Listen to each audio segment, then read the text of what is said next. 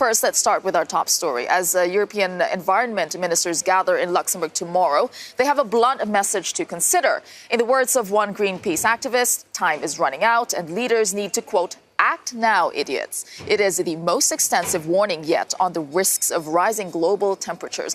And commissioned at the Paris Climate Summit 3 years ago, it urges immediate large-scale change to prevent temperatures from rising above pre-industrial levels. And it puts the responsibility directly on politicians.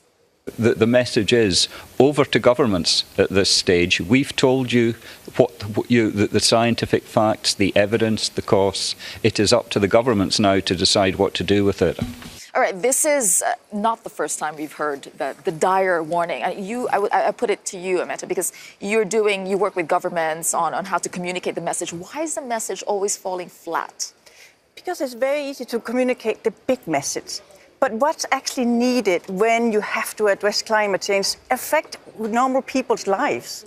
So it's very difficult to economically, and also some of these legislative proposals are just affecting people's life and economies. And it's very difficult as a politicians to look at something that might have some effect in 40 years, but sell it now, because political reality is that it's reactive to today and tomorrow, not what's going to happen in 40 years. But what's interesting is that we had such a summer with a lot of different weather patterns, extreme weather patterns, right? So why is there still a lack of, it seems, political will, despite the fact that we're seeing the effects of climate change? Yes, I mean, I think this report is alarming. It should make us act. I mean, otherwise we'll end up in a situation with millions of climate displaced people, climate refugees, actually. And maybe that kind of narrative is striking, is more, let's say, getting some attention in the public. I think there's lack of political leadership, actually. I think the lobbyism in this house, the lack of businesses really taking on this big challenge that makes the public very left alone with this whole climate change issue. I think now is the time to forbid the use of fossil fuels, actually. By 2030, we should ban the use of fossil fuels because we have renewable energy, we have the alternatives there, and otherwise we'll see all of these people migrating, and it's a big catastrophe, I would say. I think, Tesa, what's really interesting is, as you say, we've seen this extraordinary summer of weather patterns, extreme temperatures across lots of Europe. This almost certainly, to a degree, part of the climate change debate.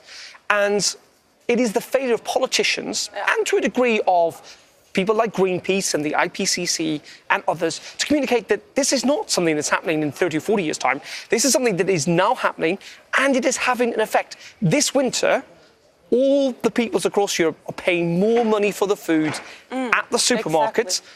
The chips in Belgium, the frites in Belgium here are smaller because the potato crop has failed. And we can do it quite easily. I mean, we're doing it already in Sweden, actually. Right now. Okay. Right now. All right. The European Commission, let's just bring this up, conducted a survey last year about climate change. And this is what it found. It found that 92% of respondents said they viewed climate change as a serious problem. 89% said they believed it was important for their national governments to set targets to increase renewable energy use by 2030. And 79% said that more public financial support should be given to the transition to clean energies. Now, there is a disconnect, isn't there, with what people are trying to say and what they're actually doing. I think, before I go to you, because Darren, you were talking to people today. Yeah, I went out to the bar and I was, first of all, speaking to Tara Conley. She's from Greenpeace, about what the report says and how significant it is, but also talking to people here on a seasonally warm October day, it must be said, in Brussels. And as you said, the main thing you glean from these discussions is that everyone says the environment is a really important issue. Clearly, it's not true for everyone because not everyone's voting on it, but people aren't necessarily willing to admit that they're not interested or concerned about the environment. Let's have a watch of the people I spoke to earlier on today. Hello, we're talking about the environment. Mm-hmm. Have you seen the report today?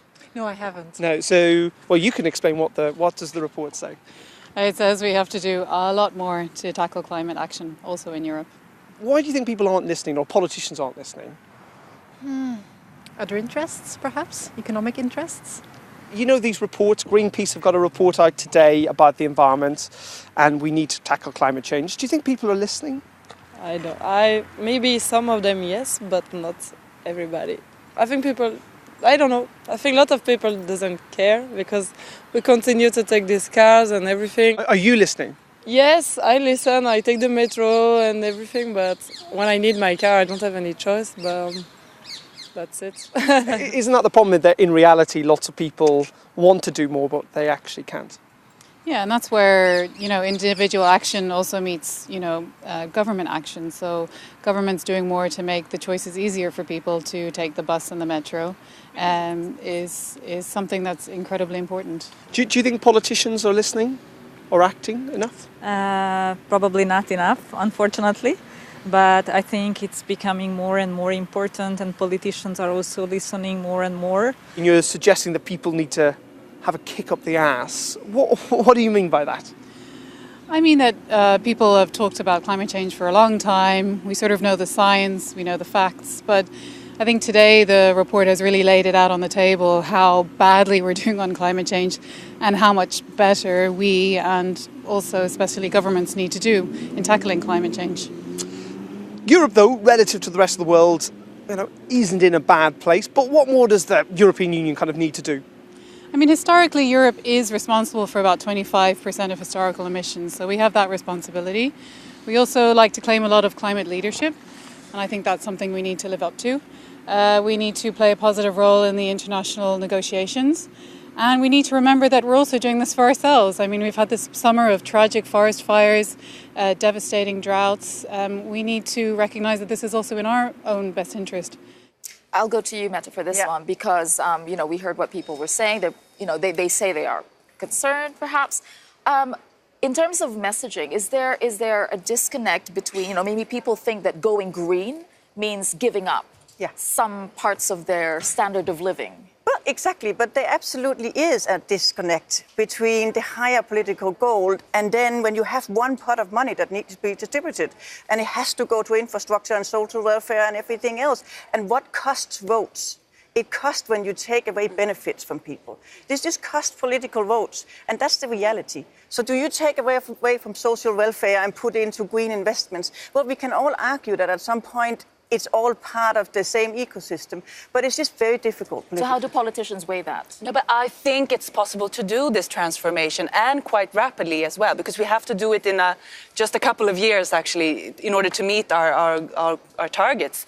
So in my home country, Sweden, we are basically 100% fossil-free, except from the transport sector, which we need to... But you think Sweden is probably an exception at the moment? Yes, but I mean, there are vulnerable member states. Let's be honest, we have member states who are on a very, very difficult path in order to reach a fossil-free welfare state, let's say. But that's why we have the European Union. That's why we have the European project, to be in solidarity with each other and help each other towards this path. What we need is political leadership once more, and to be able to see it's possible. Let's look at the good examples and let's do it now. But to Mette's point, how would you say that to countries that don't even have enough money for their social services, for their basic needs? Yes. How would you sell that? I think the European Commission has done a pretty good job in saying that, energy efficiency, for example, so how you insulate your houses or how you produce these kind of electric devices. So 50% of how different member states meet their targets should come from energy efficiency. And that's a very powerful tool as well. So, I mean, and let's be honest, we still we could do a lot in the European Union to be more solidaric in sharing our renewable resources. And I think politicians do need to be a bit, people need to be a bit more grown up. That this isn't a case of having your cake and eat it, a phrase we use very often in this programme, but that people will have to give things up, that it is not sustainable to consume what we do as we do, and think that that is not going to have long-term consequences. And I do think that this summer, actually, with the wildfires that we saw in Sweden, actually, and in Portugal, the opinion may well be changing